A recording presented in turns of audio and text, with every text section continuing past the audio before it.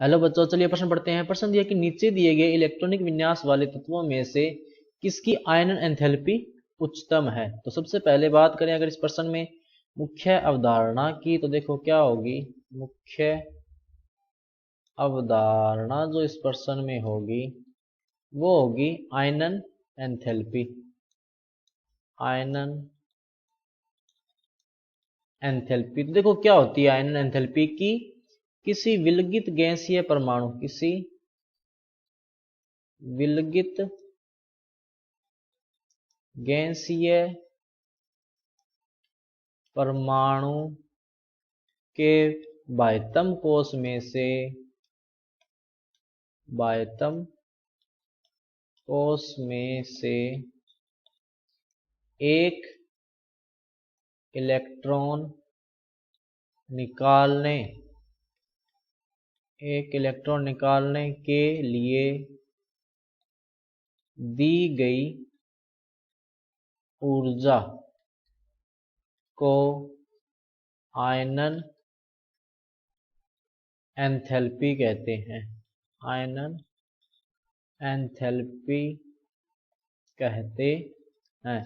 यानी कि आयनन एंथैल्पी क्या होती है, एक इलेक्ट्रॉन निकालने के लिए आवश्यक ऊर्जा। अब अगर अपने यहाँ पर ध्यान से देखें तो अपने को ऐसा तत्व ढूंढना होगा जिसका या तो उत्कृष्ट गैस विन्यास हो या अर्धपूरित या पूर्णपूरित विन्यास हो, और दूसरी बात यह भी हो कि उसका आकार भी क्या हो, छोटा हो।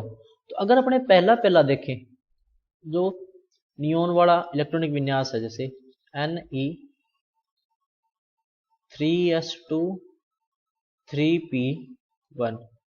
दूसरा इलेक्ट्रॉनिक विन्यास क्या है, देखो Ne3s2 3p3। उसके बाद में इलेक्ट्रॉनिक विन्यास क्या है, Ne3s2 3p2। और उसके बाद में इलेक्ट्रॉनिक विन्यास क्या है, आर्गन 3d10 4s2 4p3। ये जो इलेक्ट्रॉनिक विन्यास अपने को दिए हुए हैं। अब अगर अपने ध्यान से देखें तो इसकी जो आयनन एंथैल्पी है वो क्या होगी, कम होगी, क्योंकि ये जो अर्धपूरित भी नहीं है और पूर्णपूरित भी नहीं है।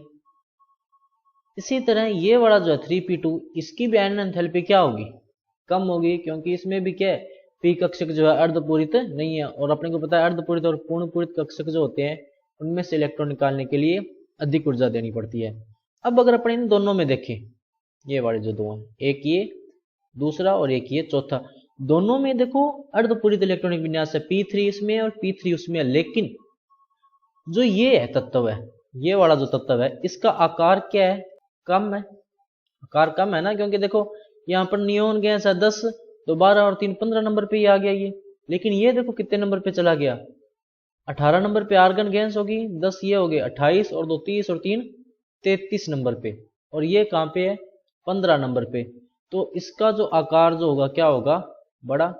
आकार क्या होगा, बड़ा होगा। और अपने को पता है आकार जो होता है, जिसका बड़ा होता है, उसकी आयनन एंथैल्पी क्या होती है, कम होती है। और इसने कौन सा पूछा, सबसे उच्च, तो जिसका आकार कम होगा उसकी आयनन एंथैल्पी भी क्या होगी, आयनन एंथैल्पी क्या होगी उसकी, उच्च होगी। तो सही विकल्प क्या होगा, विकल्प नंबर बी। तो बच्चों ये था आपका उत्तर। मैं आशा करता हूँ आपको समझ में आया होगा। धन्यवाद।